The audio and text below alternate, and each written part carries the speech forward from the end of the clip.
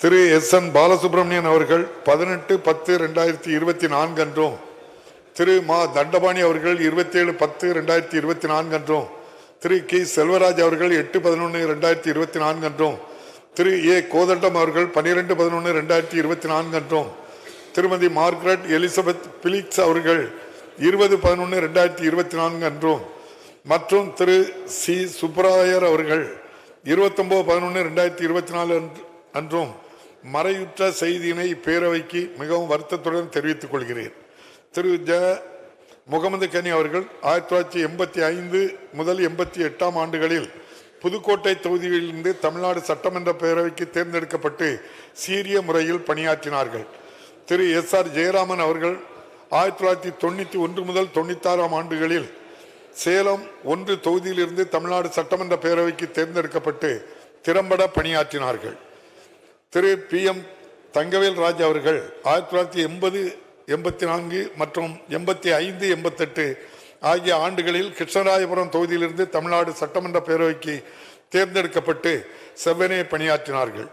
திரு C. Ganesan அவர்கள் 1980, 84 ஆண்டுகளில் அச்சரப்பாக்கம் தொகுதியிலிருந்து தமிழ்நாடு சட்டமன்ற பேரவைக்கு தேர்ந்தெடுக்கப்பட்டு நல்ல முறையில் பணியாற்றினார்கள்.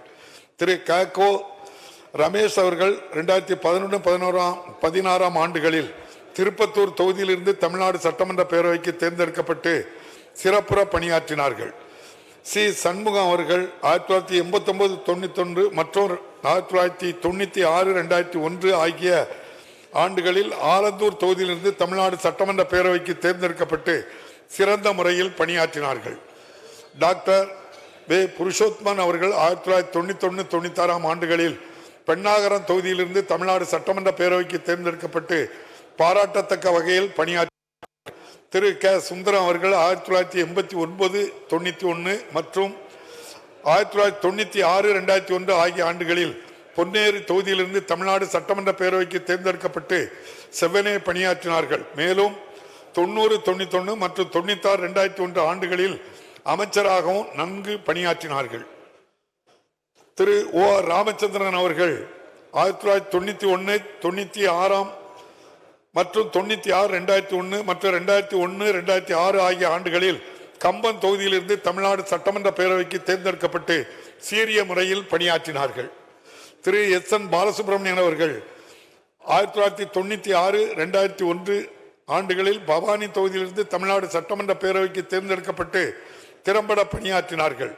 திரு மா. தண்டபாணி அவர்கள் 2006, 2011 ஆண்டுகளில் வேடச்சந்தூர் தொகுதியிலிருந்து தமிழ்நாடு சட்டமன்ற பேரவைக்கு தேர்ந்தெடுக்கப்பட்டு பாராட்டத்தக்க வகையில் பணியாற்றினார்கள். திரு கி. செல்வராஜ் அவர்கள் 1991, 96 ஆண்டுகளில் கோயம்புத்தூர் மேற்கு தொகுதியிலிருந்து தமிழ்நாடு சட்டமன்ற பேரவைக்கு தேர்ந்தெடுக்கப்பட்டு செவ்வனே பணியாற்றினார்கள். திரு ஏ. கோதண்டம் அவர்கள் 1989, 91 மற்றும் 96, 2001 ஆகிய ஆண்டுகளில் ஸ்ரீபெரும்புதூர் தொகுதியிலிருந்து தமிழ்நாடு சட்டமன்ற பேரவைக்கு தேர்ந்தெடுக்கப்பட்டு நல்ல முறையில் பணியாற்றியுள்ளார்கள். திருமதி மார்கரெட் எலிசபெத் பிலிக்ஸ் அவர்கள் 1977, 80 மற்றும் 80, 84 ஆகிய ஆண்டுகளில் நியமன உறுப்பினராக தமிழ்நாடு சட்டமன்ற பேரவையில் சிறப்பாக பணியாற்றியுள்ளார்கள். திரு சி. சுப்பராயர் அவர்கள் 1985, 88 ஆண்டுகளில் கம்பம் தொகுதியில் இருந்து தமிழ்நாடு சட்டமன்ற பேரவைக்கு தேர்ந்தெடுக்கப்பட்டு சீரிய முறையில் பணியாற்றினார்கள்.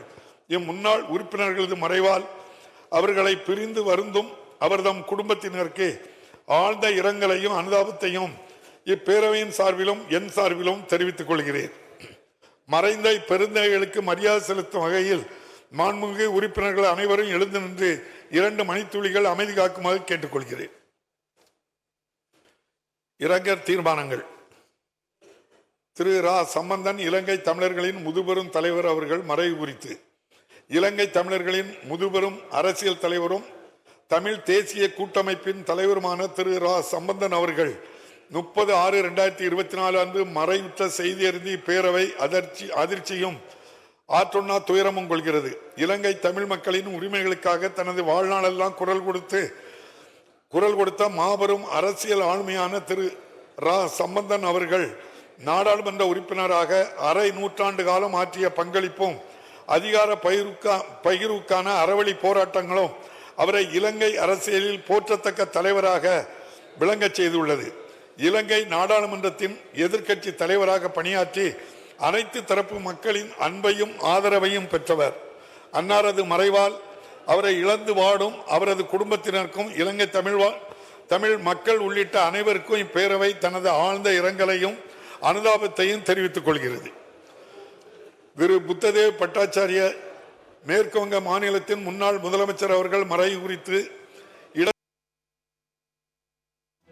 மேற்கு வங்க மாநிலத்தின் முன்னாள் முதலமைச்சருமான திரு புத்ததேவ் பட்டாச்சாரி பேரவை அதிர்ச்சியும் ஆற்றொன்னா துயரமும் கொள்கிறது. மேற்குவங்க மாநில நலனில் மிகுந்த பற்று கொண்டவராக திகழ்ந்த திரு புத்ததேவ் பட்டாச்சாரியா அவர்கள் சமத்துவ சமுதாயத்தை வளர்த்தெடுக்கவும் விளிம்பு நிலை மக்களின் நலனுக்காகவும் சமூக நீதிக்காகவும் குரல் கொடுக்கவும் தனது வாழ்வை அர்ப்பணித்தவர். அன்னாரது மறைவால் அவரை இழந்து வாடும் அவரது குடும்பத்தினருக்கும் மார்க்சிஸ்ட் கம்யூனிஸ்ட் கட்சியை சார்ந்தவர்கள் உள்ளிட்ட அனைவருக்கும் இப்பேரவை தனது ஆழ்ந்த இரங்கலையும் அனுதாபத்தையும் தெரிவித்துக் கொள்கிறது.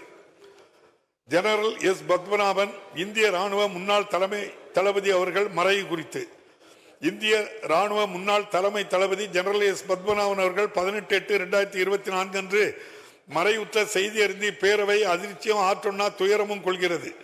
ஜெனரல் எஸ் பத்மநாபன் அவர்கள் முன்மாதிரியான தலைமையும் தேசத்தின் பாதுகாப்பில் அசைக்க முடியாத அர்ப்பணிப்பும் கொண்டு பணியாற்றியவர். அன்னாரது மறைவால் அவரை இழந்து வாடும் அவரது குடும்பத்தினர் உள்ளிட்ட அனைவருக்கும் இப்பேரவை தனது ஆழ்ந்த இரங்கலையும் அனுதாபத்தையும் தெரிவித்துக் கொள்கிறது. திரு சீதாராம் யெச்சூரி மார்க்சிஸ்ட் கம்யூனிஸ்ட் கட்சியின் பொதுச் செயலாளர் அவர்கள் மறைவு குறித்து இடதுசாரி இயக்கத்தின் முதுபெரும் தலைவரும் இந்திய அரசியலில் மூத்த தலைவரான தோழர் திரு சீதாராம் யெச்சூரி அவர்கள் 12/9/2024 அன்று மறைவுற்ற செய்தி அறிந்து இப்பேரவை அதிர்ச்சியும் ஆற்றொன்னா துயரமும் கொள்கிறது. திரு சீதாராம் யெச்சூரி அவர்கள் பாட்டாளி வர்க்கத்தின் நலன் காப்பதிலும் மதசார்பின்மை சமூக நீதி சமத்துவ கொள்கைகளை பரப்புவதிலும் தனது வாழ்நாளை அர்ப்பணித்தவர். இவர் 2005, 2011 மற்றும் 2011-17 ஆகிய ஆண்டுகளில் மாநிலங்களவை உறுப்பினராக சிறப்பாக பணியாற்றியவர். அன்னாரது மறைவால் இழந்து வாடும் அவரது குடும்பத்தினருக்கும் மார்க்சிஸ்ட் கம்யூனிஸ்ட் கட்சியைச் சேர்ந்த தோழர்கள் உள்ளிட்ட அனைவருக்கும் இப்பேரவை தனது ஆழ்ந்த இரங்கலையும் அனுதாபத்தையும் தெரிவித்துக் கொள்கிறது. திரு எஸ்ரா சர்குணா இசிஐ திருச்சபையின் பேராயர் அவர்கள் மறைவு குறித்து இசிஐ திருச்சபையின் பேராயரும் இந்திய சமூக நீதி இயக்கத்தின் தலைவருமான திரு எஸ்ரா சர்குணா அவர்கள் 22/9/2024 அன்று தமது 86வது அகவையில் மறைவுற்ற செய்தி அறிந்து இப்பேரவை அதிர்ச்சியும் ஆற்றொன்னா துயரமும் கொள்கிறது. பேராயர் எஸ்ரா சர்குணா அவர்கள் கிறிஸ்தவ மக்களின் நம்பிக்கைக்குரிய வழிகாட்டியாக விளங்கியதோடு அனைத்து சமூக மக்களின் நன்மதிப்பையும் பெற்றவர். சிறுபான்மையினர் நலம் பாதுகாக்கப்படவும் அவர்களது உரிமைகள் வென்றெடுக்கப்படவும் தமது வாழ்நாளை அர்ப்பணித்தவர். அன்னாரது மறைவால் அவரை இழந்து வாடும் அவரது குடும்பத்தினர் உட்பட்ட அனைவருக்கும் இப்பேரவை தனது ஆழ்ந்த இரங்கலையும் அனுதாபத்தையும் தெரிவித்துக் கொள்கிறது.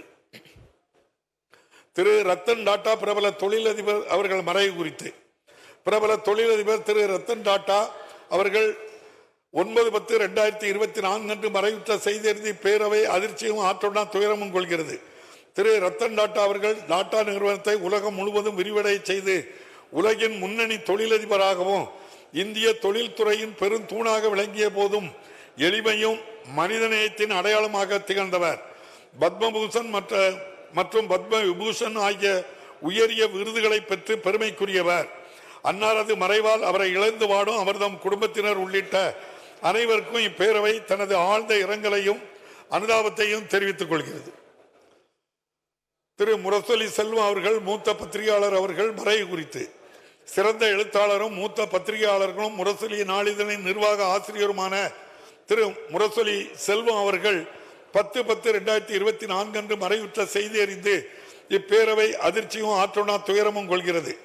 ஊடகத்துறை திரைத்துறை என பல்வேறு தளங்களில் தனக்கென தனி முத்திரை வைத்த திரு முரசொலி செல்வம் அவர்கள் 84 செய்தி அறிந்து இப்பேரவை அதிர்ச்சியும் ஆற்றொன்னா துயரமும் கொள்கிறது. புதுச்சேரியின் வளர்ச்சிக்காக பல்வேறு திட்டங்களை செயல்படுத்திய திரு டி ராமச்சந்திரன் அவர்களது அரசியல் அனுபவமும் மக்கள் சேவையும் அணுகுமுறையும் என்றும் மக்கள் மனதில் நிலைத்திருக்கும். அன்னாரது மறைவால் அவரை இழந்து வாடும் அவரது குடும்பத்தினருக்கும் புதுச்சேரி மக்கள் அனைவருக்கும் இப்பேரவை தனது ஆழ்ந்த இரங்கலையும் அனுதாபத்தையும் தெரிவித்துக் கொள்கிறது.